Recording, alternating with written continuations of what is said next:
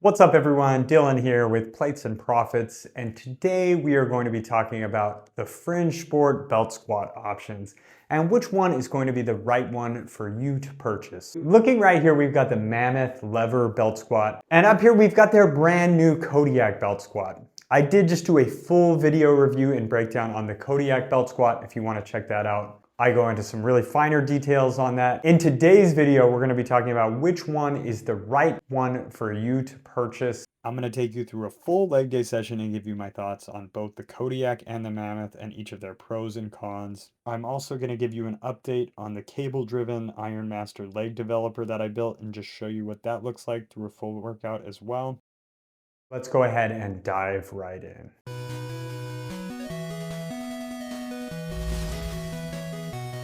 This is Dylan with Plates and Profits. Barring some unforeseen circumstances, next week I will have a full review and breakdown on those Rep Times Pep and clones from Alibaba that I know a bunch of people are waiting for. I'm really excited to do that review, so don't forget to subscribe if you haven't. Let's get into today's video.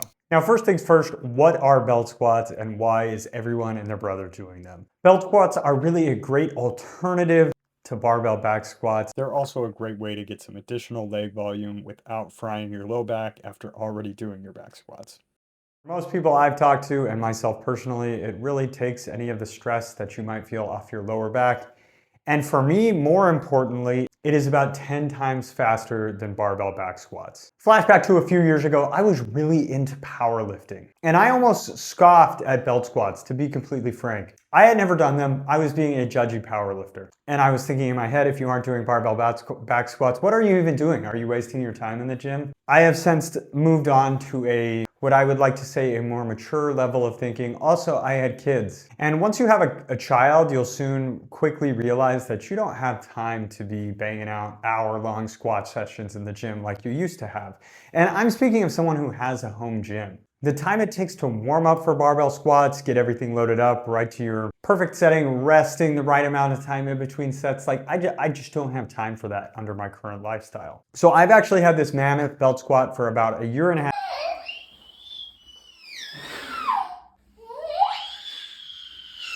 And when I first ordered it, I had a bunch of Fringe gift cards and I figured, you know, what the heck? I'm gonna get it, let's see how I feel about it. And I was almost anticipating returning it, that I wouldn't like it. And truthfully, I loved the Mammoth belt squat. It really allowed me to feel like I was getting an insane, great leg workout in a fourth, maybe a fifth of the amount of time that I would do on barbell back squats. Granted, that is kind of just a me thing. If I shifted my focus away from powerlifting into just more traditional bodybuilding back squats, I think I could get through them faster. But you still have to do a lot of warm-ups in barbell back squats, and you really have to be completely dialed in. That's what I would say. You have to be super focused when you're doing barbell back squats, just making sure you have really good form. There's a lot more thinking involved. With the belt squat, what I found is you really kind of just load that weight on and you can kind of just bang them out. And it feels really good. You feel an awesome burn in your legs. You don't have to worry about injuring yourself nearly as much as you do with barbell back squats, the level of focus those require. But with belt squats, you essentially just belt around, belt in, clip in, you lift up, and you are good to go. And again, one of the biggest advantages to this is the loading you're going to feel isn't all on your lower back and shoulders when you're doing this. A lot of that pressure gets put right on your legs where you want to be feeling it when you're doing those squats. So let's start first with this Mammoth belt squat, and we're gonna do a little cost breakdown. And I'll be honest, it's a little confusing right now because on Fringe Sport, a lot of this is sold out. So it's kind of tough to say, but we're gonna start with just the general Mammoth belt squat with not the dual weight horns. A lot of people swear by those dual weight horns. We'll get into that in a minute. I actually bought them and they weren't for me. And then the kickstand I think is a must. It makes it so much better. You don't have to start the squat from the bottom. I'm gonna say you need to purchase the kickstand. Right now that would be $420 with the purchase for those items. That's, I think, baseline what you need. Let's talk about some modifications that I've made that I really think help this movement quite a bit. Number one, I bought a 3x3 shackle for my spotter arm, and I actually set my spotter arm up here, and then I have a bunch of attachments from my functional trainer that I use as a grip when I'm doing these belt squats. Without it, I found myself kind of like, where do I put my hands? Didn't know what to do with them. That made an immense difference in just overall feel on this belt squat. Probably the biggest drawback and complaint about this belt squat is since it is a lever style belt squat, some of this motion is almost kind of pulling you forward. I've personally always found it fairly subtle and it was never too bothersome to me. That 3x3 shackle that I'm referring to, I bought on Amazon, I think for $30. So all in all, this setup is gonna cost you about $450. Fringe Sport is always running really great sales, especially around holidays. I know on my last video, I said Memorial Day, which just passed. Labor Day is coming up. Get it for Labor Day sale. I bet they're gonna be offering 20% off site-wide. That's just my guess. Fringe Sport, let me know in the comments if I'm right. But all in all, it's really quick to set up. It takes less than a minute or two. Those are probably my biggest tips with the Mammoth belt squat. I really don't feel that forward pull too much. I don't love standing all the way up on my belt squats. I like almost keeping tension in my legs the whole time. So it does kind of look almost goofy as I'm doing these. It sort of looks like I'm twerking almost, but that's just how I feel really good doing these. I've seen people load up crazy heavy weight and that just didn't work for me. I mentioned the dual weight horns earlier, and again, since I'm going a little lighter, I don't feel like I necessarily needed the dual weight horns. And what I found is since I have a really small gym, storage-wise with the dual weight horns, it made it almost impossible to store. I was having to put it up vertically, sticking out behind a dumbbell stand, and it was kind of a pain in the butt having to pull that out each time. So for me, if space is a limiting factor, I would almost just stick with this regular weight horn, but everyone's gym and space is obviously going to be different, so do what works best for you. And next up, we're going to be looking at the Kodiak belt squat attachment. As I kind of mentioned, I did do a full review and breakdown of this, so I strongly encourage you to look at that. But main features and things I'll mention about this is this device costs $350. If you want to get the El Toro weight horns, it's $430. After taxes, I ended up paying about $475 for everything. So all in all, fairly similar prices.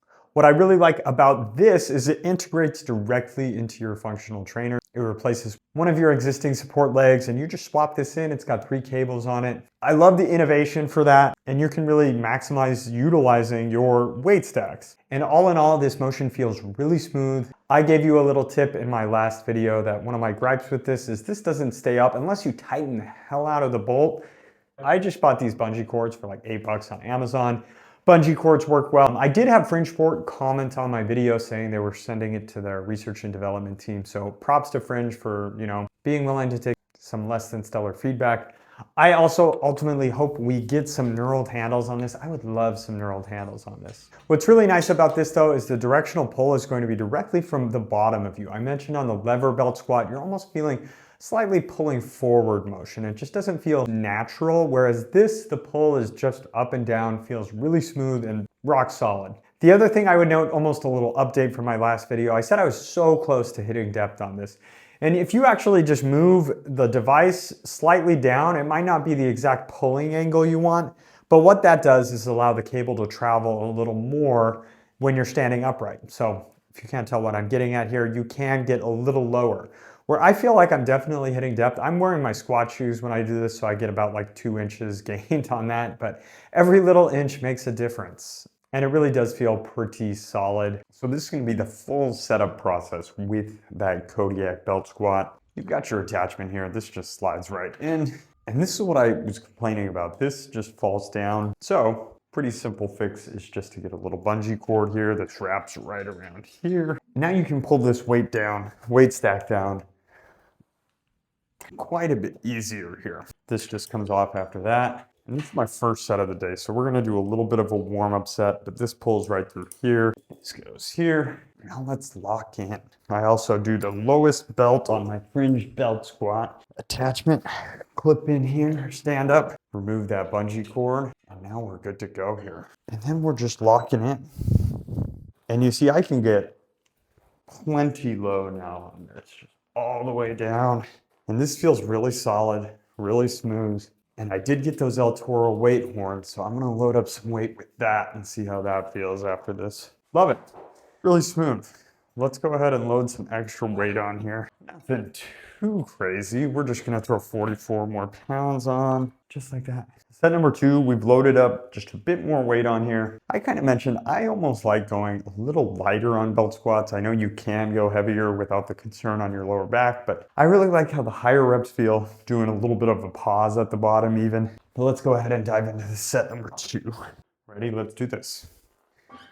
Super low, stand right up. And I think one of my weights, it's slightly hitting a weight I have on my rack storage, so I'll have to adjust that. But yeah, squatting all the way down here, little pause, and then standing up. Nice and explosive if you can. Let's get one more. Pause. Woo. Feels really good. Yeah, this was just sliding right into that. I'm also going to be doing sets on my Mammoth today, so I really don't want to go too crazy. But let's get one more set with this, changing up the angle slightly as well, just so you can see the kind of the travel path a little better. Now I'm going with almost a more narrow stance on this. Knees really going forward, trying to get a good quad pump almost on this. But nice deep breath before you squat down.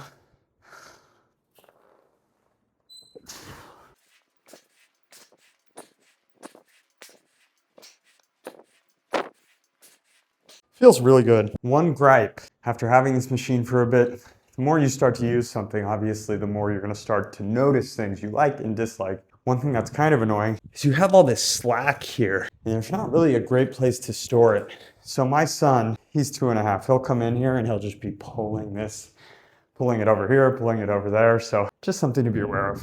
So full transparency with the Mammoth. Since I've gotten my Kodiak, I have not touched my Mammoth. And again, that's not because it's bad, but I do think the Kodiak is an improvement. But with the Mammoth, some little pro tips on your setup here. Before you start with the heavyweight, you're gonna wanna put some 5s or 10s here.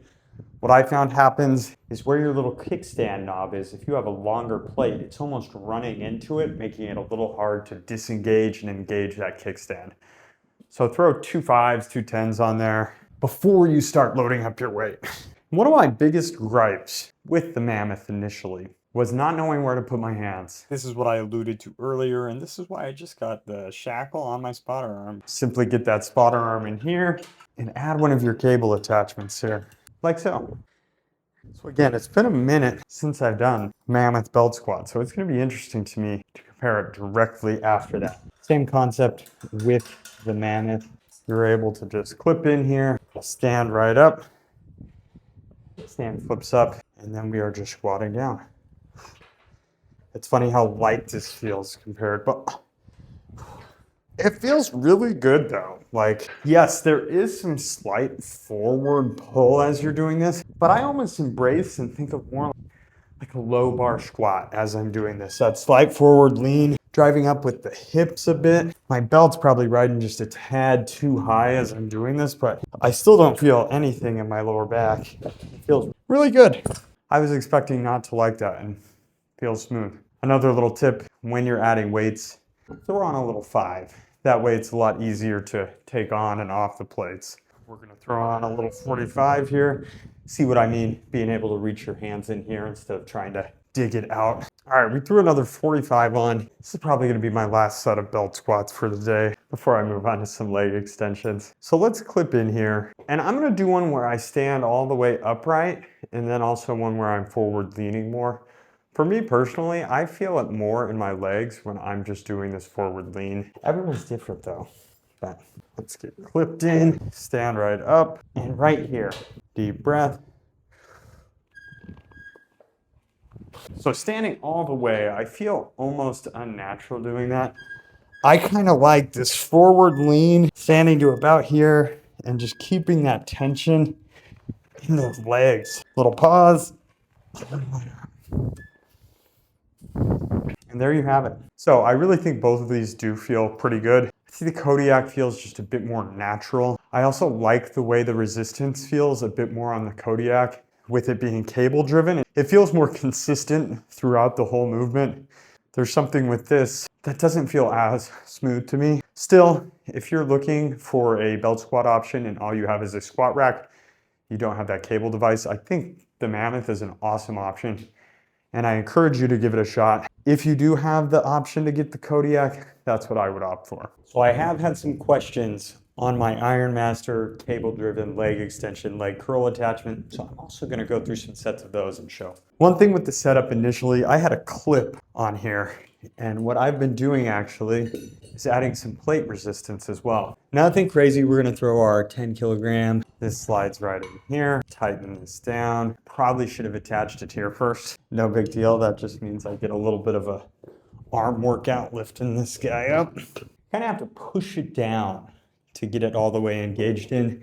This just lifts up though, drops down just like so. We're gonna do some leg curls to start off with because I've really been focusing on quads on a lot of these movements. So I wanna get a little more hamstrings involved. So what I found works well with this is once you get it engaged, you kind of pull it away to really get all the tension out of there as you're pulling it.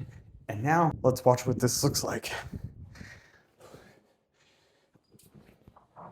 And what's so interesting is I know the first time I did this, you can see the cable kind of rubbing against the plate and it feels so smooth that I was convinced it wasn't doing that. So you really honestly don't notice that cable rubbing at all. Yeah, honestly feels really smooth. I'd encourage anyone who has that Ironmaster attachment and a weight stack functional trainer to do this upgrade. I think it makes a pretty big difference. I know a lot of people are expressing disappointment with the dialed motion, rep times pep and release after home gym con. I personally thought it still looked pretty good. You'll have to let me know in the comments what you guys think. But it's gonna be tough for me. This all-in costs right around, I think like $250, between $250 and $300, whereas the dialed motion entry price $800 plus tax. Ouch. Set number 2. Now, do I think this is a perfect setup? No. And a lot of that stems from the Ironmaster attachment. I think just having some flaws, it's not a perfect setup. But for the price, it's pretty hard to beat. All right, I mentioned some gripes with this setup. And with the leg extension, I really wish, I need to get some like yoga pads and wrap to get a better range of motion. But the starting position for this just isn't ideal. And that's really why I mentioned the dialed motion. I love that it has something that goes back, although they took that articulating arm away.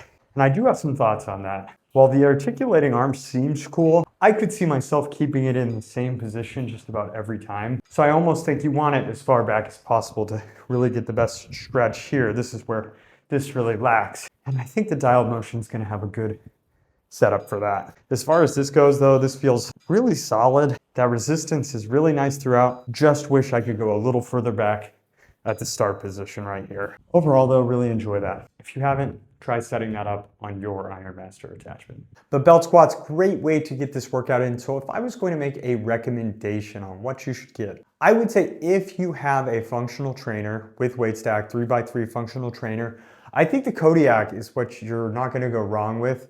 Again, I would advise you to wait a bit to purchase it. I think Fringe Sport is going to make some updates on it. Although, if you want to purchase it and just get the bungee cord like me, just go for it. But something tells me this is going to be like the Dane and the Dane 2.0. There's going to be some easy updates, some really nice things, maybe a knurled option. Maybe you pay, 50 extra bucks and you get knurled handles, and then maybe like a little magnetic thing or something like a bungee cord. I think we're going to see those changes. Now you might get the Mammoth belt squat if you're on a bit more of a budget. And what I mean when I say that is I have a feeling we're gonna see a lot of Mammoth belt squats popping up on the secondhand market for people like me who purchased this Kodiak and ended up liking this more, where now I'm not sure if I'm gonna keep my Mammoth belt squat. So I think the Mammoth belt squat is really more a wide-reaching product.